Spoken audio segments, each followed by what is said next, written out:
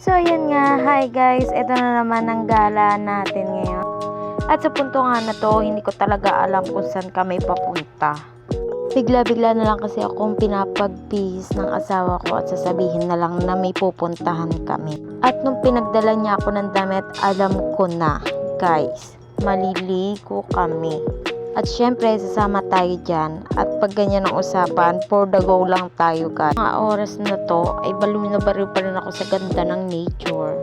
At tamang shot ako dito kasama ang asawa ko. At ang background na namin na sobrang ganda talaga with nature. At sa time nga na to, tinanong ko na ang asawa ko kung saan kami pupunta. At ayun, sinabi niya na nga. At ayun na nga, pupuntahan namin ang Barracuda Beach at matatagpuan lang ito sa Batangas. At habang patagal ng patagal nga ay gumaganda na talaga ang view na nakikita ko talaga at kaya todo shot talaga ako sa mga to. At sa part na to ay puro bankingan na po talaga ang nangyari sa amin. At hindi lang yun dahil sobrang ganda na rin ang mga view na nakikita namin talaga as in. At sa part na to is madadaanan talaga namin ang Kaibiyang Tunnel na pinupuntahan din ng mga riders. Nakaramihan din sa mga riders na to ay ito talaga ang dinadayo para lang makapagpa-picture. At sa part ng mga bangkingan na to ay napitikan nga kaming mag-asawa. Ipapakita ko sa inyo, sobrang ganda talaga as in. Sabi ng asawa ko, meron daw talagang ng pipitik talaga. Meron ng picture pero hindi ko alam kung saan siya nakabanda. So, hindi rin ako masyado kita kasi hindi ko alam. So, sobrang daming tao, hindi ko alam kung saan dun yung nagpipicture. Kaya chill lang ako habang nagbi-video. At sobrang na-amaze nga ako sa mga nakikita ko kasi sobrang wala akong ibang makita kundi nature talaga, bundok. At di ko rin na-expect na ganito rin pala talaga kaganda dito sa Batangas. Sobrang ganda talaga as in. Isa sa mga lugar na napawaw talaga ako ng sobra. Dahil mapapamangha ka talaga sa sobrang ganda ng nature dito sa Batangas. At banda na nga dito sa mga part na to, kung may makikita man kayo at madadaanin kami na tao, doon na talaga yung minang pipitik. Ayun, doon na yon dahil marami na nga tao doon. At dito na nga, makakarating na kami sa Kaibiyang Tunnel. At speaking of, eto na nga, nakarating na nga kami sa Kaibiyang Tunnel. Pero hindi kami huminto dito. Diretso lang kami kasi nga, hindi po dito ang destination namin, kundi sa Barracuda Beach. So, let's go. Tuloy-tuloy pa rin talaga. So, dito nyo makikita ang ganda ng Kaibiyang Tunnel. Let's go!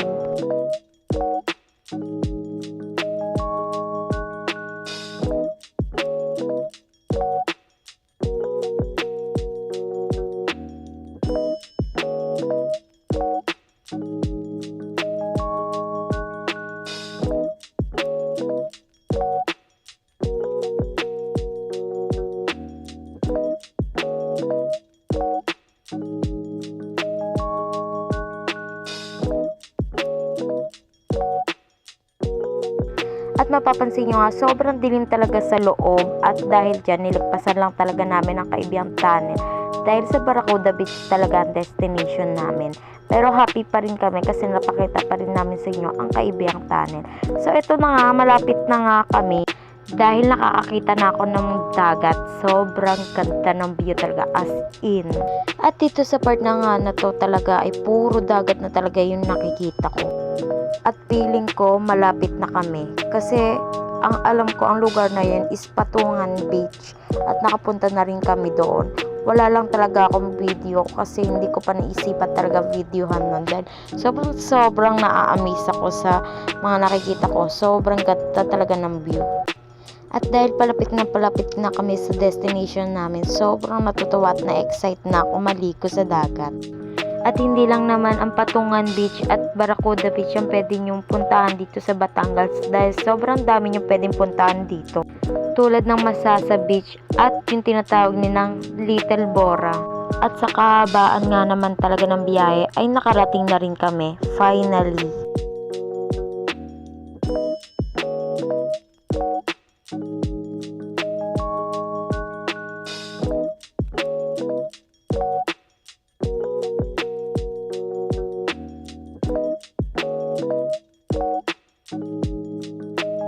sa time nga nito, sobrang na-amaze ako at nagandahan talaga ako sa view. At white sand din siya ha. Kung titingnan, para rin siyang Boracay. At sobrang na-enjoy ko talaga. Kahit sobrang haba ng biyahe, naging solid naman siya sa akin, sa aming lahat. At sobrang na-enjoy ko talaga ang paglalakad-lakad dito. Sobrang napakaganda. As in, wala akong masabi sa sobrang ganda. O ayan, nagkulay green na ako para Mother Nature talaga ang peg.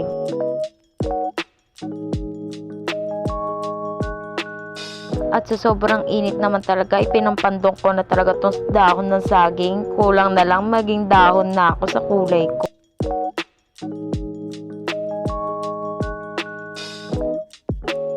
At dito nga sa kaartehan ko maglakad, kamunti ka pa ako masubsob talaga sa putikan. So dito lang naman kami pupwesto kasi mas masarap naman talaga pag ganito lang kahit walang tent. Sobrang sarap naman talaga maliko pag ganito ang peg, o diba? At dito pa lang dumampi na sige, sabi ko sa inyo naman, diba, kumunti ka na ako masubsob. At ito na nga, sobrang ganda talaga, as in makikita mo siya ng malapitan. At inaayos na nga nila ang aming kakainin after namin maligo. So ito na nga, ang lalaki pa ng mga batuhan dito at sobrang nai-enjoy talaga namin. So hanggang dito na lang guys, sana na-enjoy nyo rin ang aming paggagala at sa susunod na lang na destination ulit. Bye!